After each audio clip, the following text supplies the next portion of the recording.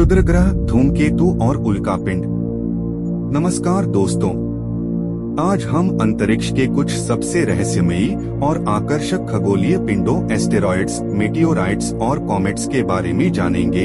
ये तीनों वस्तुएं हमें न केवल ब्रह्मांड की गहराइयों का ज्ञान प्रदान करती हैं, बल्कि हमारे सौरमंडल की उत्पत्ति और विकास के संकेत भी देती हैं।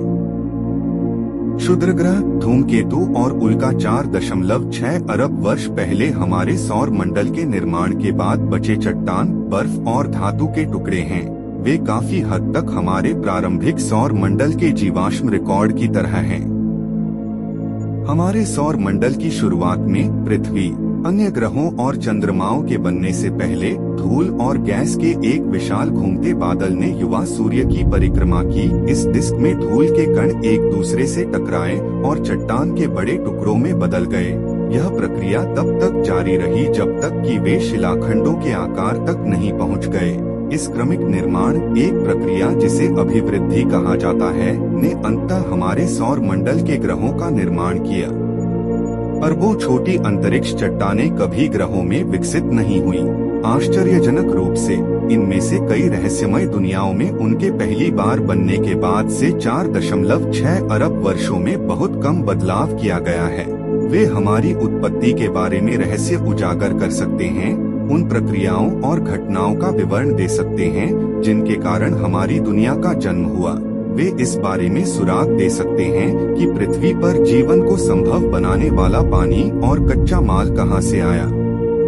वर्तमान में लगभग 1.3 मिलियन ज्ञात क्षुद्र ग्रह और 3,800 से अधिक ज्ञात धूमकेतु हैं। बात करते हैं एस्टेरॉयड्स की। एस्टेरॉयड्स छोटे छोटे शैल पत्थर के टुकड़े हैं जो मुख्यतः मंगल और बृहस्पति ग्रहों के बीच एक बेल्ट में पाए जाते हैं, जिसे एस्टेरॉयड बेल्ट कहा जाता है। ये हमारे सौरमंडल के निर्माण के समय के अवशेष माने जाते हैं। अब बात करते हैं मेटियोराइट्स की। जब ये एस्टेरॉयड्स हमारे वायुमंडल में प्रवेश करते हैं और जलकर राख हो जाते हैं, तो वह घटना हमें मेटियोर के रूप में दिखाई देती है। और जब इनके कुछ टुकड़े जमीन पर आकर गिरते हैं, तो उन्हें मेटियोराइट्स कहा जाता है। आखिर में आइए जाने कॉमेट्स के बारे में। कॉमेट्स बर्फ, धूल और चट्टानों से मिलकर बने होते हैं और जब ये सूरज के करीब आते हैं तो इनकी बर्फ पिघलने लगती है और एक चमकदार पूंछ का निर्माण होता है। यही कारण है कि कॉमेट्स को गंदे बर्फ के गोले भी कहा जाता है। नासा के रोबोटिक अंतरिक्ष यान हमें धूमकेतुओं और क्षुद्र ग्रहों को करीब से देखने और यहाँ तक कि अध्ययन के लिए नमूने वापस लाने की अनुमति देते हैं। हम अभी यह पता लगाना शुरू कर रहे हैं कि ये स्थान कैसे हैं, वे किस चीज से बने हैं और उनका गठन कैसे हुआ। धूमकेतुओं और क्षुद्र ग्रहों ने संभवतः कुछ पानी और अन्य सामग्री पहुंचाई, जिससे पृथ्वी पर जीवन की जटिल रसायन शास्त्र की शुरुआत हुई। नासा के स्टारडस्ट मिशन द्वारा पृथ्वी पर लौटी धूमकेतु की धूल में अमीनो एसिड ग्लाइसिन की खोज की गई थी। ग्लाइसिन का उपयोग जीवित जीवों द्वारा प्रोटीन बनाने के लिए किया जाता है। यह खोज इस सिद्धांत का समर्थन करती है कि जीवन के कुछ तत्व अंतरिक्ष में बने थे और बहुत पहले उल्कापिंड और धूमकेतु के प्रभाव से पृथ्वी पर आए थे।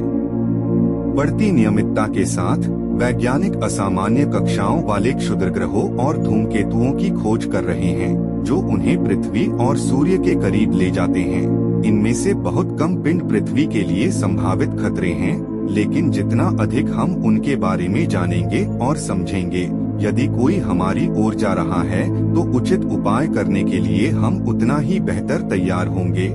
इन वस्तुओं के आकार, द्रव्यमान, संरचना और संरचना को जानने से पृथ्वी के लिए खतरा पैदा करने वाले रास्ते पर पाई जाने वाली अंतरिक्ष चट्टान को मोड़ने का सबसे अच्छा तरीका निर्धारित करने में मदद मिलेगी।